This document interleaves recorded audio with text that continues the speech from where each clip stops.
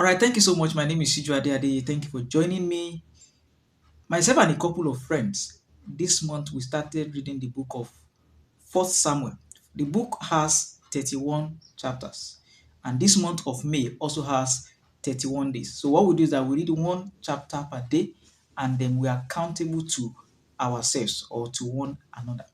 Now we have read first chapter, second chapter, third chapter, and then today, which is 4th of May, we have read the fourth chapter. Now, in chapter 1 and chapter 2 is a story of Hannah. You know, her husband has two wives. Hannah was the first wife, and then the other wife was Penina. All right. So the second wife was humiliating, was disgracing, was taunting her. That is, she was making jest of her because Hannah did not have a baby like herself. All right. So Hannah, this got Hannah angry. But she was not only angry, she was sad, she was sorrowful, she was always morose, she was always looking dejected, she was always weeping, she was always feeling worried.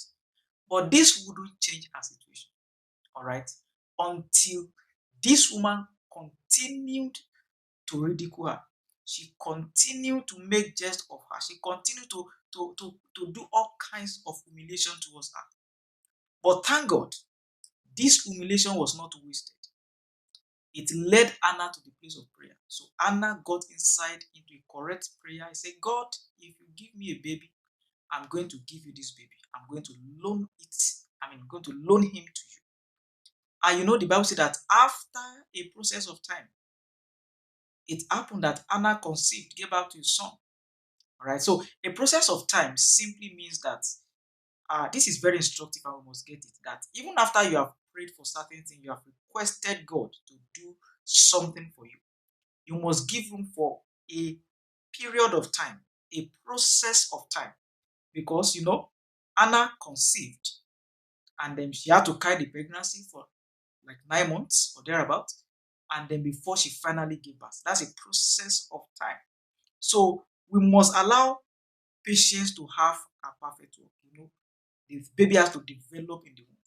You didn't have to bring a baby from anywhere and say, hey, Anna, take this is your baby. So when we pray, we must also understand that we must be ready to submit ourselves to what is called a process of time, a time of patience, when we allow God to perfect things for us in the spirit. So there are some things we cannot see, but only God is the one seeing it. So he perfects it. All right. So now we now quickly move to the story of Eli and Samuel, which is a quick one and very, very instructive. It happened that Eli was messing up. Eli has messed up in the assignment God gave to him. And then God revealed it to Samuel. You know, Samuel was like a son to Eli, like what we call a spiritual son, like a discipler and a disciple. So Samuel was a disciple of Eli. Eli was a discipler of Samuel. All right. So God revealed to Samuel that this is what Eli has done, and I've rejected him. In fact, I have rejected his generation. I have nothing to do with him again. I am done with him. All right. So it now happened that Samuel kept this to his heart. He didn't go to the Facebook, he didn't go to Twitter, he didn't go to Instagram to start rebuking his father in the Lord.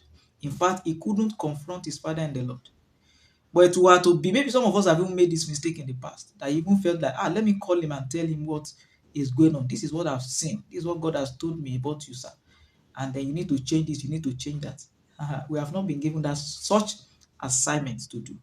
Allow God to rebuke the one he has called. Allow God to rebuke his servant himself. You are not the one that called him. You are not the one to correct him. Yeah. So, you know, sometimes some of us did it with in innocence of our heart. We thought that, okay, if we could correct this person, maybe it will make things right. No. If you are not told to go and do that, you are not supposed to go and do that. All right.